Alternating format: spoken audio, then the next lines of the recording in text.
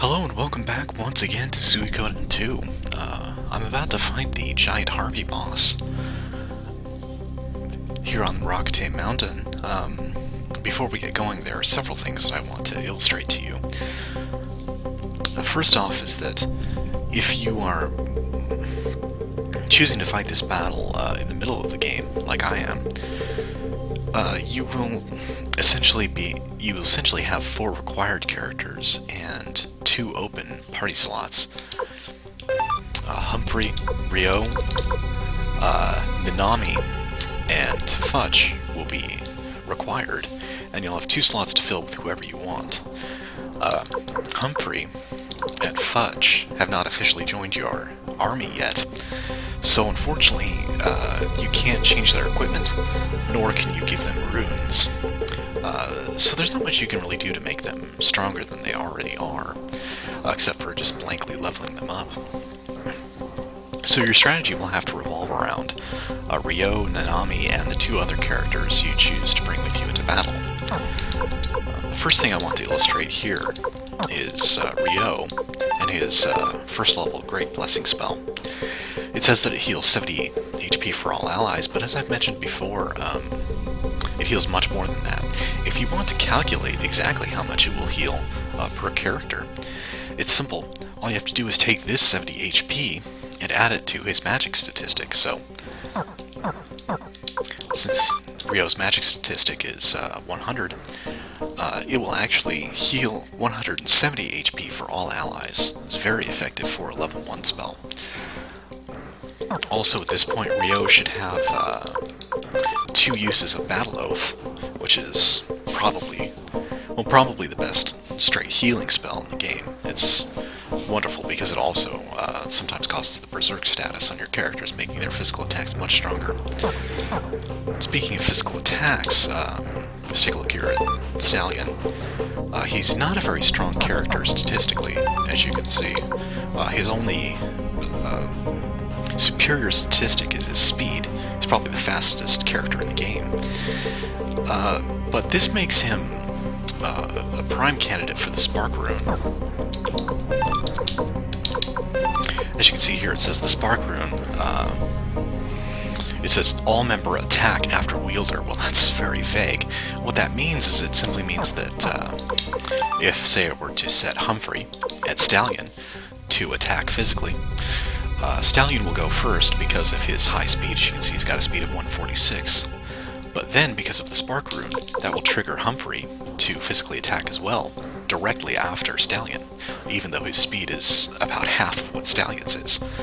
So the Spark Rune allows you to use slower, more powerful characters like Humphrey much more effectively in battle, because they will have their attack turn come up before the enemy, which especially in this battle is very important. I'll get to that when we start things up here. As far as the formation, it's important to have your character with the strongest physical defense in the front center position. The giant Harpy has several attacks which attack either individual characters or attack your entire party.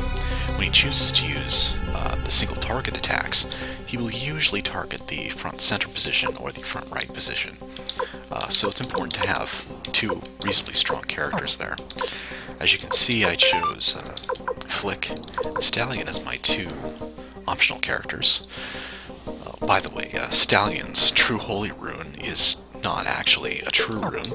It's more correctly translated in Suikoden 5 as the Godspeed rune. It just allows for a faster world map movement speed, as well as a 100% escape rate if you choose to run from battle. So, all around, Stallion's an interesting character. He's not strong statistically, but he allows for some very interesting effects if you use him with the Spark Rune, and if you just want to move through a level very quickly. He's a great character.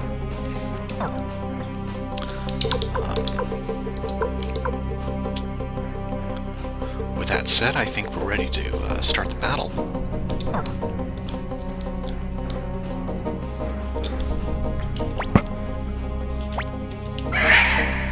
And you'll be able to see how the Spark Rune works directly here. first round, I'm going to go ahead and just use Battle Oath right off the bat, once again, to hopefully set some of my characters, most hopefully Flick, to Berserk status. And just have everyone else attack.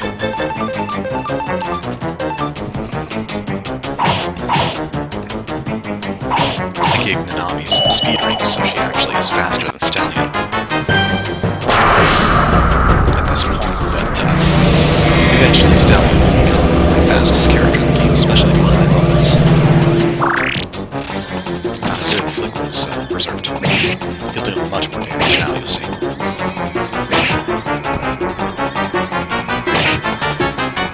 Now here, the Harpy goes with one single target attack.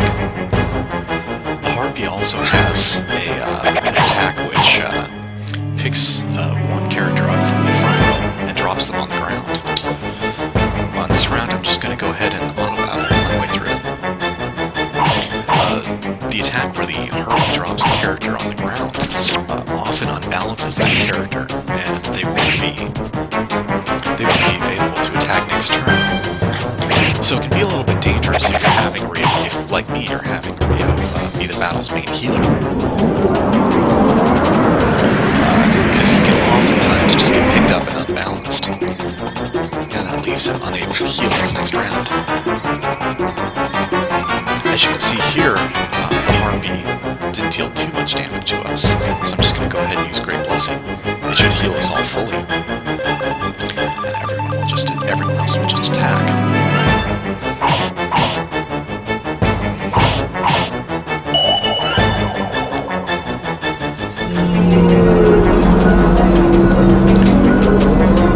But clearly the most dangerous attacks that the giant Harpy has are its full party attacks. Obviously that wind attack that you used was dangerous. It also has a wing slash attack, which will attack the entire party for much more damage than this wind attack will. And unfortunately, it can be very dangerous. Usually you want to save the second Battle Oath spell for just in case the giant Harpy decides to use that particular attack. But for right now, Great Blessing seems to be working perfectly well. So just have everyone else attack.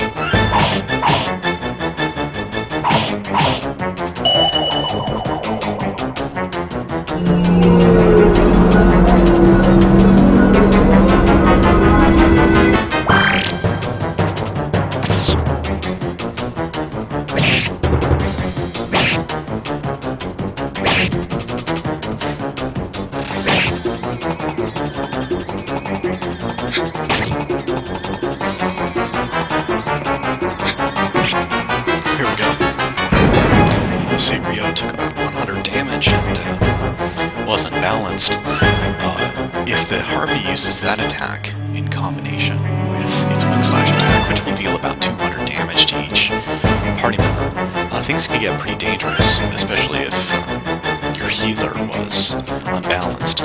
They won't be able to use healing spells in the next round. Fortunately, I do have some cream stew with Rio, so I'm just going to use that on him this turn and have everyone else attack again. The giant Harpy has about 7,500 HP or so, and it went down rather easily that time. I'll admit that was usually the giant Harpy is much more difficult than that. Usually it uses its wing slash attack at least once or twice during the course of the battle. And needless to say, it's very difficult.